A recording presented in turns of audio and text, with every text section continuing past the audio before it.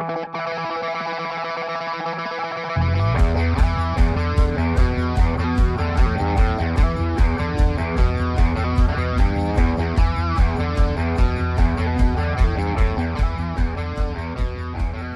yo, yo, welcome back to Cancer, Smiles, and Sarcasm.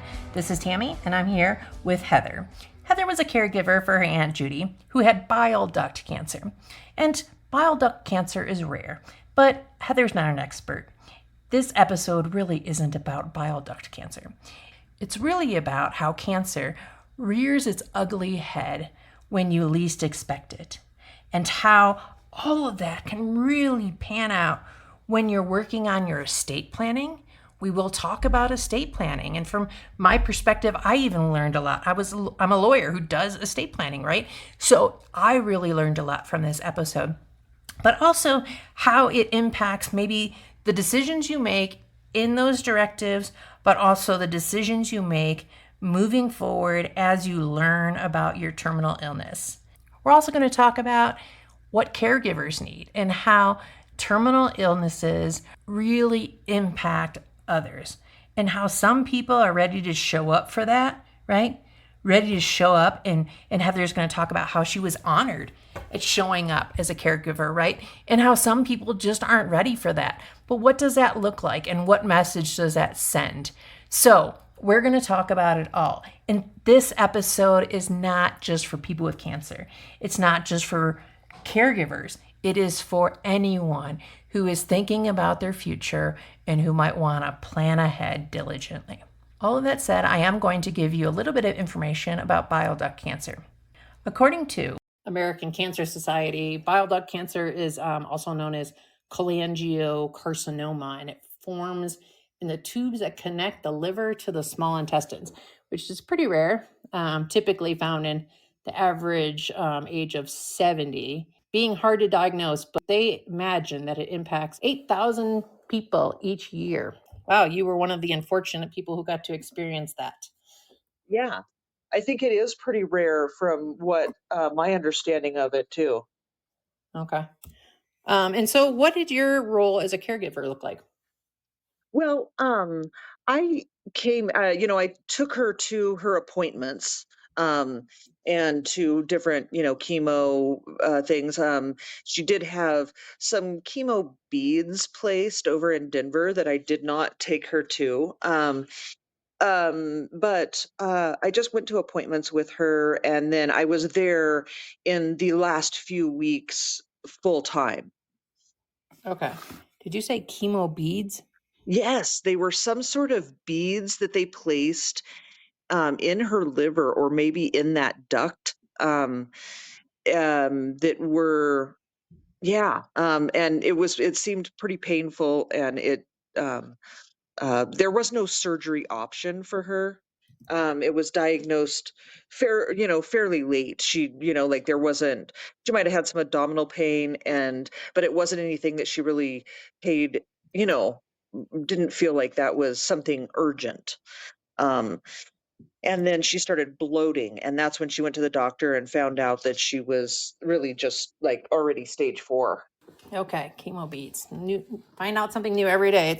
It's interesting because it's like I have cancer, right? And my husband had cancer, my dad had cancer, and it's like my brother had cancer, and it's like I'm still learning everything, new stuff every single time. But each cancer is different, and I think it's really important. Again, I like to say this over and over again, like cancer is kind of like autism. It's a spectrum, right? And there's just so many things that come with it, and each cancer is a little bit different.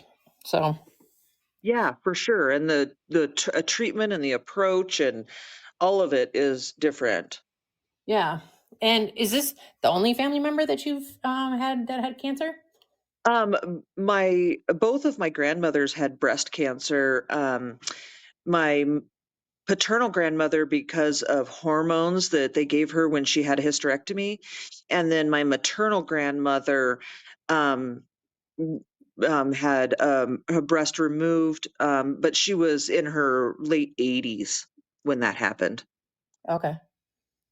Breast cancer rears its ugly head again. Yet what a Yeah, way it sure episode. does. Yep. Yeah. Um, okay, so what did that look like for you to be a caregiver to your aunt? Well, it was challenging because, in large part, she was in denial that that was what was happening for her. She didn't want to, the realities of what was happening was not her realities or what she wanted to accept as her realities. And so, it was really challenging because, she denied hospice care, and we were in the last weeks of her life. And so there was a lot of confusion. It would have helped with pain meds. She was getting up to try to use the bathroom. And so she'd fall, and I was helping pick her up. It was during COVID too. And so there was no, like the world was on its head and things were weird. And so it really felt like we were alone. Um, and when, I had called hospice, she denied hospice because she was still able to verbally voice that.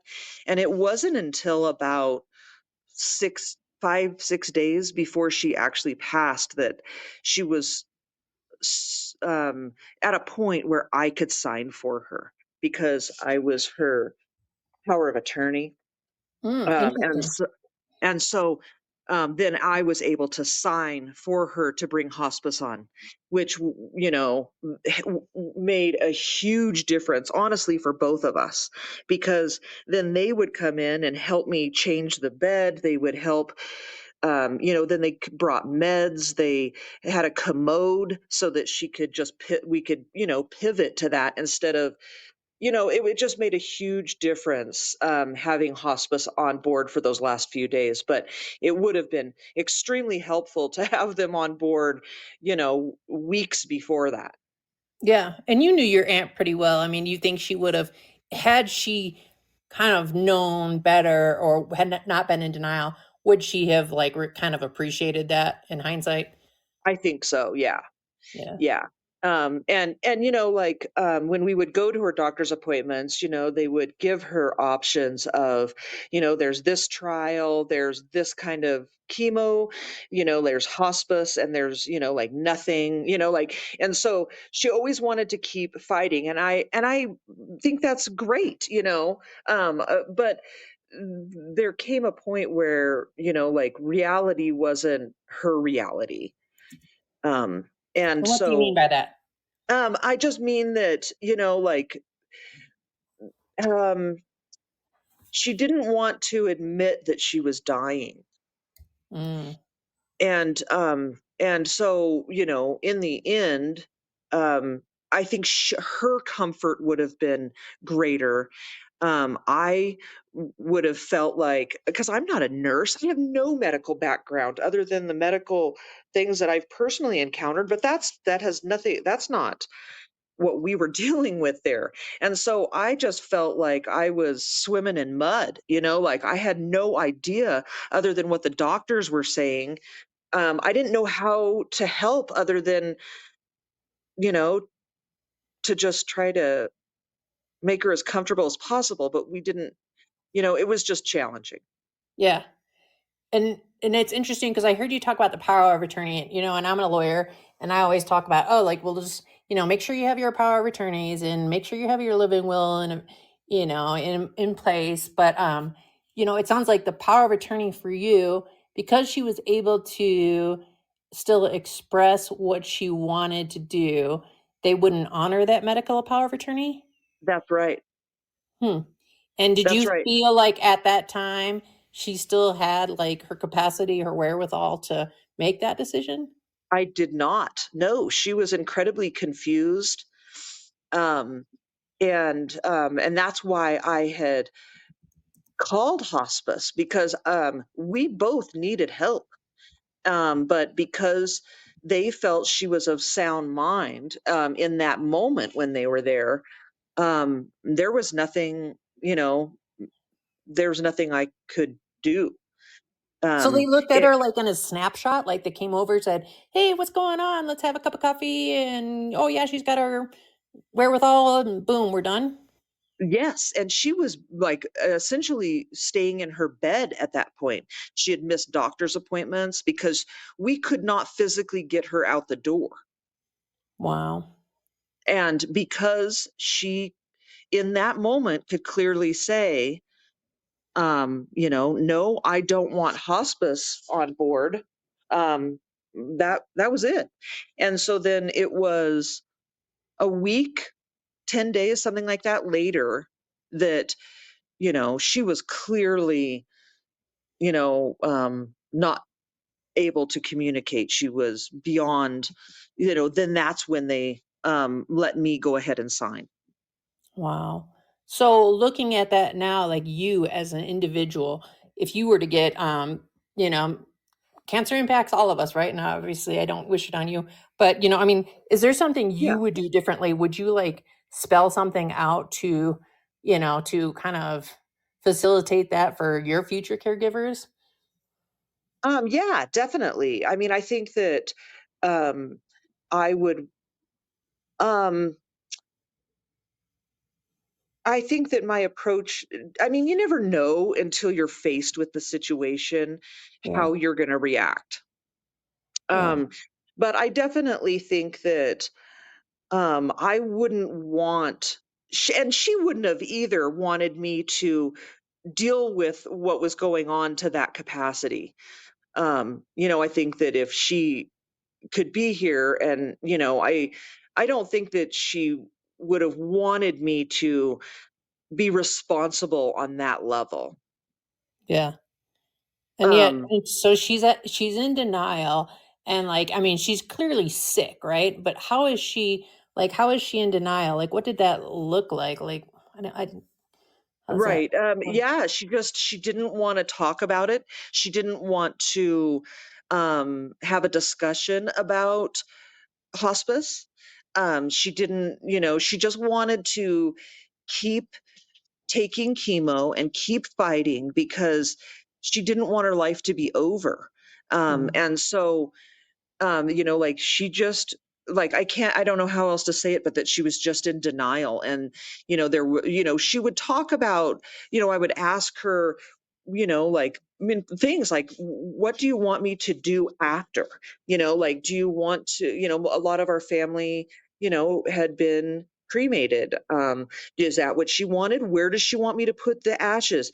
Like, and so in, like, some of those things she could talk about, but right now, today, she wouldn't talk about it. She wouldn't um, have a conversation about how, I felt like hospice could be real beneficial because they could bring a commode and we could just set it right by her bed. And then we could just pivot to the commode. I could help her, just with her daily, wash her face, do the things, but that they would be helpful in a lot of those ways. But she just wouldn't talk about it. She didn't want to do it. did And I you ever think just that, say, like, did you ever just go, fuck this, Aunt Judy? Like, I'm not equipped for this.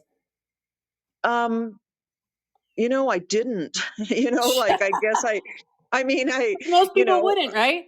right. Yeah. I mean, and I felt, and like I say, I think that, COVID really isolated us even further Yeah. because she died at the end of April 2020. And Oh, so we wow. were in the thick of it. Yeah. Hmm.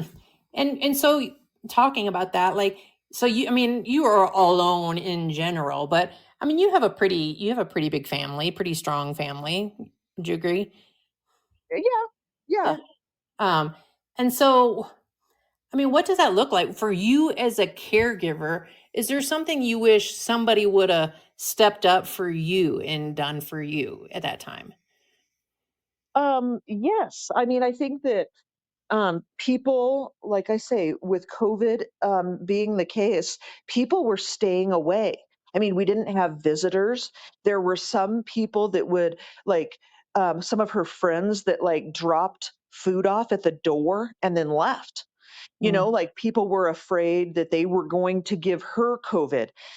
People were afraid that, like, they didn't want to get anything. And so they just didn't venture out of their house. So I think that had it been today, we would have more people.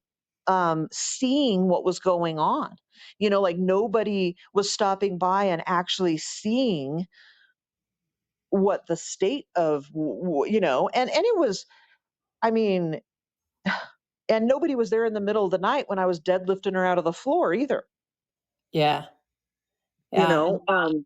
So I think that, had she been willing to admit that she needed that help, we would have been at the care facility. yeah. And and so as a caregiver, and let's pretend like, we're past the COVID, looking back now, if you were, well, put yourself today and you're taking care of somebody, what would you want as a support from others? Um, Recognition that that is not an easy role. Um, that it is emotionally and physically exhausting. And so maybe having people that just step in to um, sit there while you go take a shower, or you go take a walk, or just have some time where you can regroup, like you can collect yourself. You need I needed breaks, and I didn't have breaks. And, then I had young kids too. So I was staying at my aunt's house. And then when I did leave, I never really left, like my brain was still always there. Yeah. But I think that giving yourself permission to take the time to step away is very necessary. Yeah. And did you, I mean, at any point, mm, before, during, or after, have you had to, or have you chose to seek out some support for what that had didn't done to you? Yeah, definitely. I've been in counseling for before even she had cancer. So but about that time is when I had started. And yeah, I might have started for different reasons, but I bring that up. And yeah, and then my grandmother didn't have cancer, but I was the caregiver for her at the end of her life too. Yeah.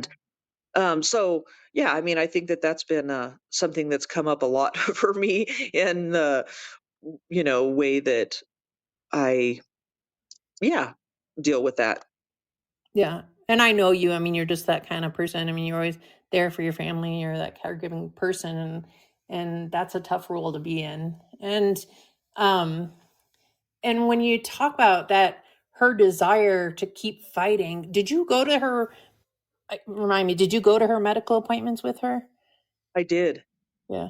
And I mean, were they sugarcoating it? Were they telling her, "Hey, you got months to live," or "This is going to help," or what? Yeah, I felt like they were very upfront with her about the prognosis, what her options were, the timelines. I felt like they were, very uh, straightforward about all of that.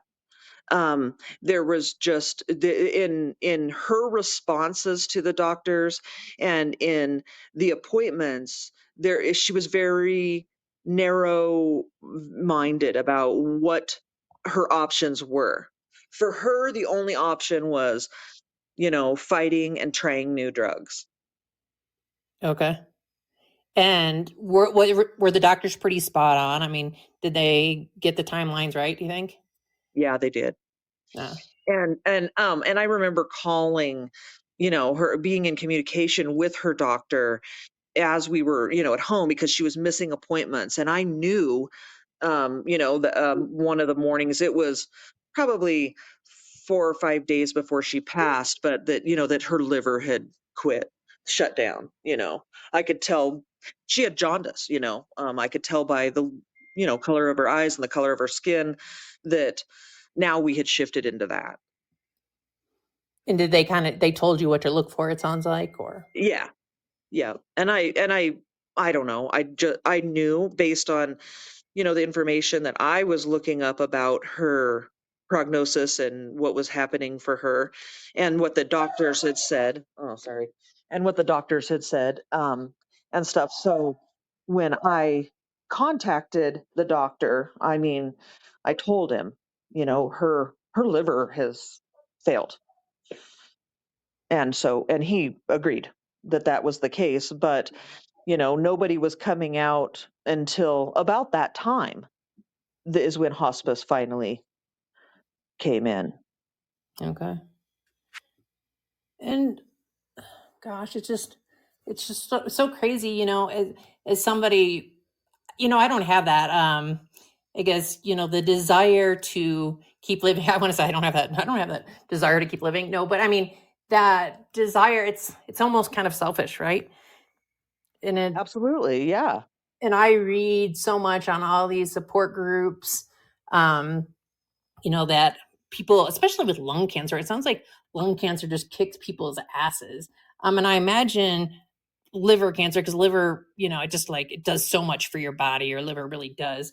Um, I imagine it also kind of just kicks your ass when that's in disrepair or dire need of you know treatment. But it's just people get tired, and and so when we talk about that desire to keep living, I think it's like, I hate to say this, but it's like putting your dog down, right? I mean, and I always put my dogs down, right? Because I don't want them to go through that pain. Um, but and living in a right to die state. But it sounds like your aunt wouldn't have exercised that right to die. Nope.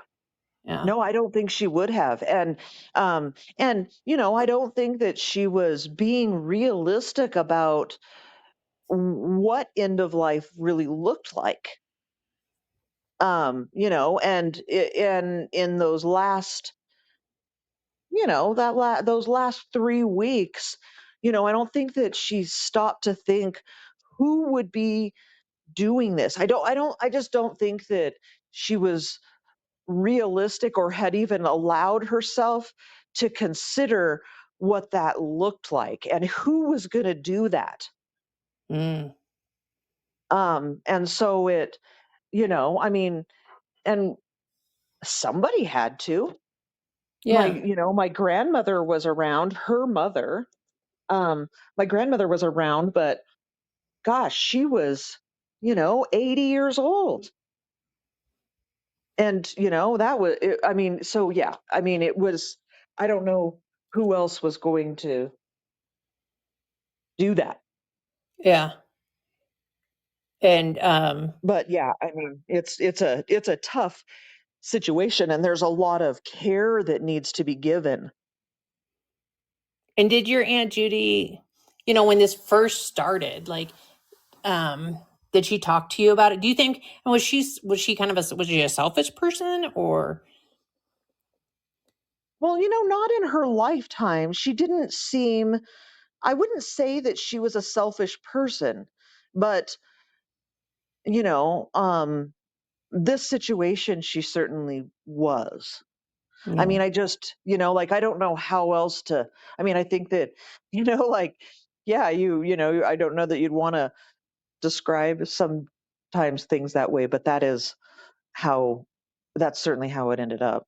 Yeah. And I mean, I hate to say this, but it's important for listeners, I think, that have cancer to hear from a caregiver's perspective. And I think a lot of people, on support groups, they go in there anonymously and they say, well, I don't want, the person I'm caring for to hear what I have to say. But sometimes it's important for those people to hear what they have to say, because it's not for you to be taking care of your aunt, at least at that time, like, you didn't have the medical ability. There's people who are mentally, emotionally and physically, trained for that stuff. Absolutely. And, I was reaching out to, I have a really close nurse friend, and I reached out to her but she's in Denver, like all she could do was talk to me. There wasn't a whole lot she could do. Yeah. Like yeah, I mean, I think that we really did need trained medical people. I mean, you're having to change bedding while somebody's in the bed. Wow. Like it's helpful to have help. Like it's tough to, you know, it's just there's medical training, that I didn't have. I didn't want to hurt her. I didn't want to hurt me. And yeah, you need support. You need help. Yeah. And so, I don't think that she realized how much help she was going to need.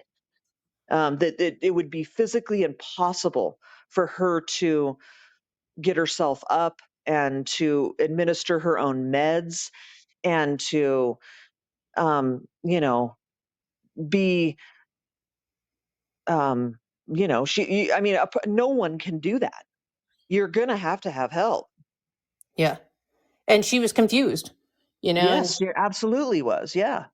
gosh, and that just aggravates me too, that like that medical professionals, and I guess it's hard because you want your medical professionals also to honor what you're saying, what your wishes are, but in the same vein, I mean, I don't know, I would just anticipate that if I'm confused, if I'm medicated, if I'm in so much pain and I'm in that scenario, that at some point I don't have the capacity to make those decisions and my POA gets to jump in.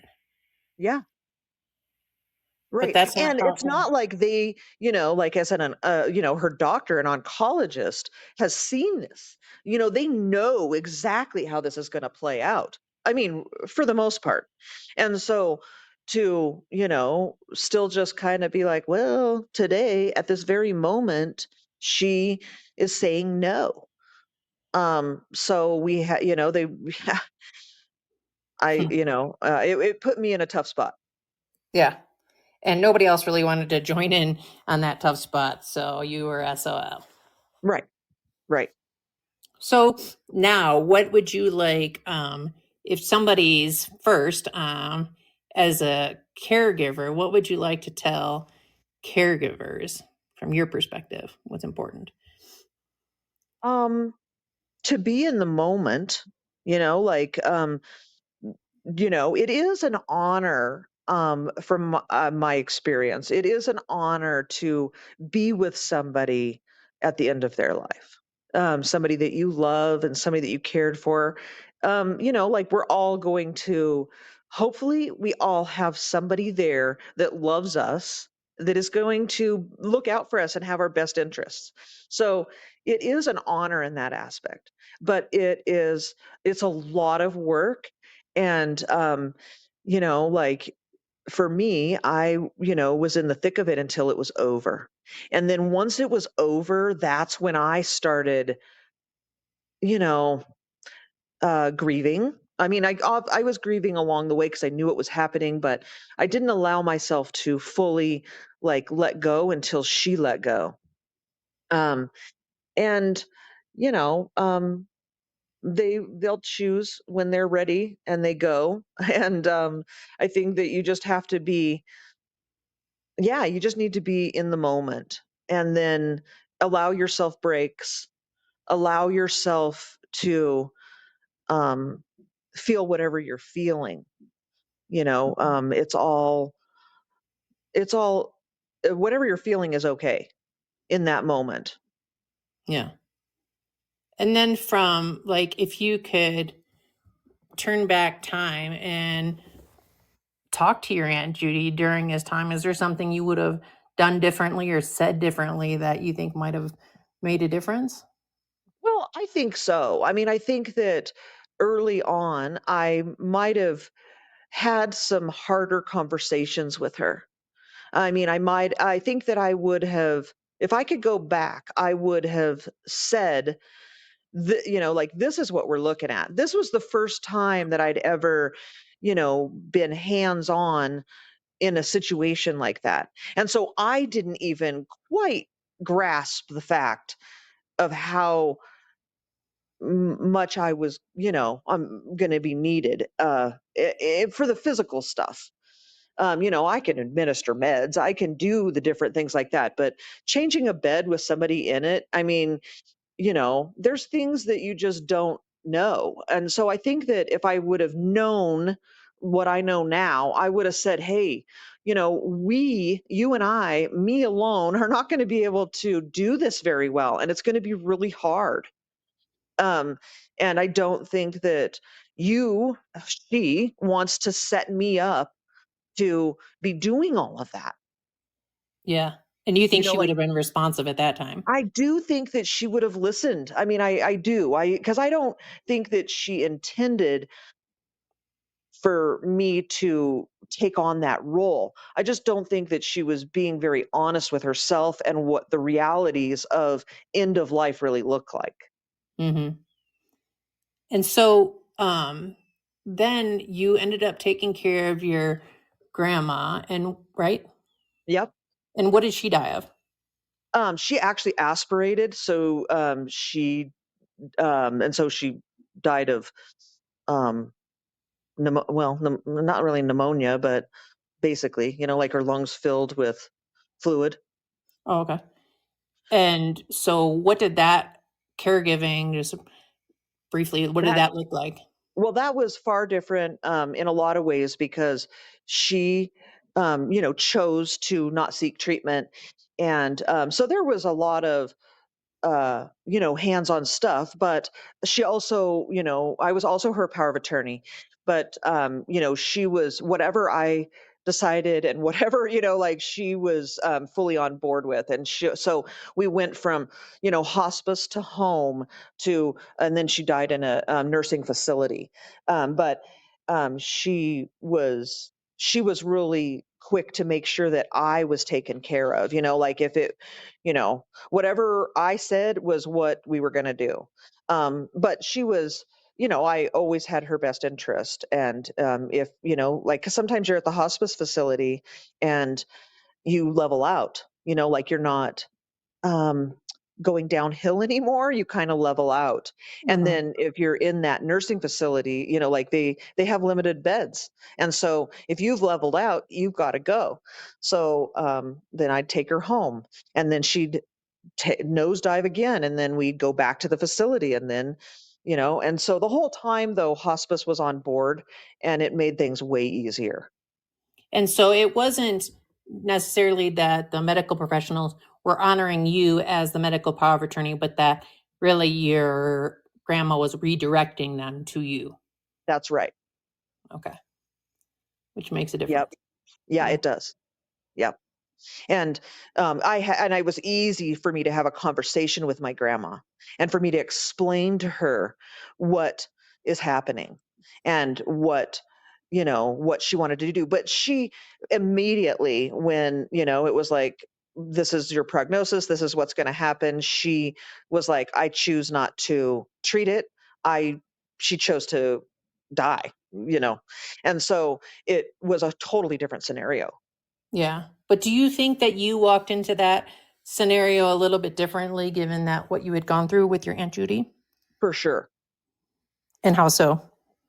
um just awareness of what, end of life is like. I mean, I don't think that a lot of people sit, there not a lot of people are dealing with a hospice situation, an end of life situation.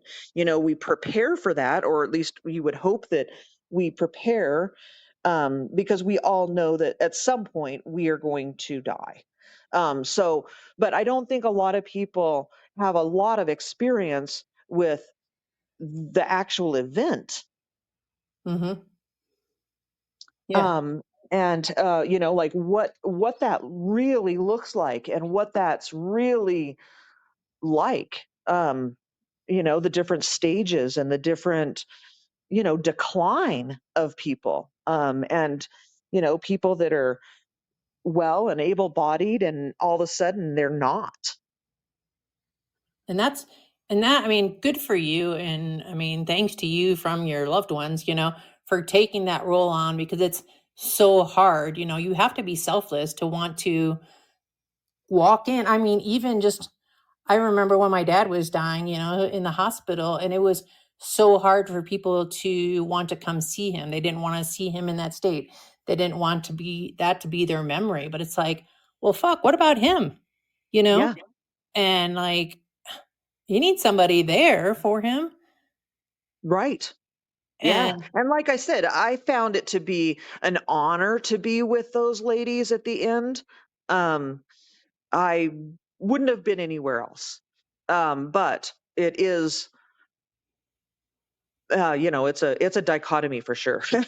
yeah. And were there other people out there who could have stepped in and took that place? um, well, I think, like in my family, I've always kind of been the responsible one. Okay. And so, like I don't think that they felt like there was another choice for power of attorney or those kind of things. But I did have with, like my grandmother, like my sister was there a lot. She would, you know, um, come and sit too. But, like you said, I think that there's a lot of people that don't want to see their loved ones in that way. And they want to keep, you know, some specific memory of them and not have that memory. And so, people choose to they do they avoid Yeah. um, that final stage because it is it's tough. It is tough. Yeah. And I mean, from my perspective, just to throw this in there, I mean, I watched my dad die, and you know, I heard his last breath, and, you know, and I was there when he was, you know, I mean, screaming, wanting to die, and, you know, and he would wake up in the middle of the night and he would say, "Hey," you know, I mean, it was tough. He thought, you know, there was many times when he thought he was going to die, and it was tough, but, and, you know, and sometimes that, you know, that comes back into my head. But for the most part, I mean, I remember my dad the way that I remembered him. You know, I don't think of him in that bed. I don't think of, like, that's not my memory of him. That's not what I look at, you know, like that's, so it's like it didn't harm me to sit there and watch him die, you know, as far as my memory. And so, I mean, how about you? Did it harm you to go through that experience? Did it change the way you remember your Aunt Judy or your grandma? Not at all. Not at all. I Yeah. mean, it's part of the story, but it's not the story. Yeah. That's how, I think that for anybody, the way that it ends for them isn't, that's not the whole story. There's so much more. Yeah. Yeah. And so no, I don't no, it's just an aspect of it. And of course I remember a lot of that but I also remember going on vacation and hanging out and laughing and Christmases and I mean, it doesn't take away from all the rest of it. Yeah. All right. Well, I appreciate you, and we're going to hear from you in another episode because you are absolutely an amazing woman. And but first, do you have any just general words of wisdom for our listeners? Man, I wish I did. I wish I did. But um no, I guess I don't, honestly. I think that maybe I'll come up with something brilliant later. Yeah. I think it was, for me, I think the most powerful part that we can leave with is that what you said, it just gave goosebumps to me, that it's an honor to be there with somebody in their last moments. And if nothing else, that's their last memory, right? That you were Yeah. there. Yeah. Yep. Yep. And yeah, it is an honor. And to be that person that held their hand, I'd do it all over again. Yeah. Good. Well, we are going to end this session, and I just want to encourage my listeners to follow Cancer Smiles and Sarcasm. Today's episode wasn't that sarcastic, but Yeah, I think, if you can keep a light heart about having these tough conversations, I think, then we've done a better job than some of the other podcasts out there. Ha ha ha ha. I All agree. right. All right. Thanks, Heather. Yep. All right. Bye. Bye.